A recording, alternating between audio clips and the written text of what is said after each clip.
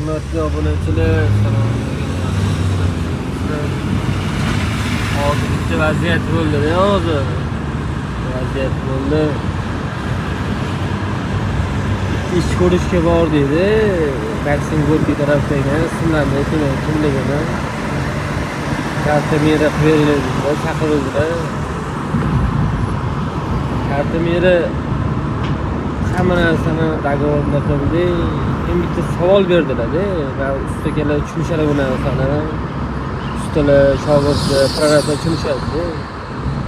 3 etashkali, 3 ekan uylari. Endi savol beryaptilar menga. Meni uyimda qizlarim yashaydi. 3 ta qizim bor deyaptilar. Endi bergan savollar to'g'rimi? Keyin bizlarning bergan javobimiz to'g'ri bo'ldimi? Savolga qaraydi. 20 ta par desa olib kelsang deyaptilar.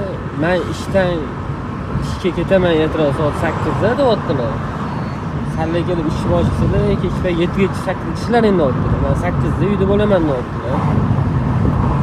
Men kelgunimcha deyaptilar, lekin bizni har kuni yig'laring deyaptilar. Misol uchun 20 kun ishlaysanmi, bir oy ishlaysanmi, har kun shu ahvol bo'lsin deyaptilar. Ne ish bilan qilasan buni? $10 dogovor qildik biz.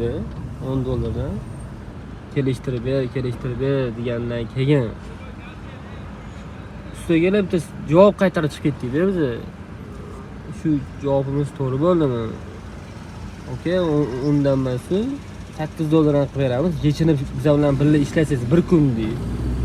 Bu ob-havoda, bu atmosferada bizga to'g'ri javob berdimi yo noto'g'rimi? Kommentga qoldirib ketinglar. Hurmatli obunachilar va ustalar va prorablar.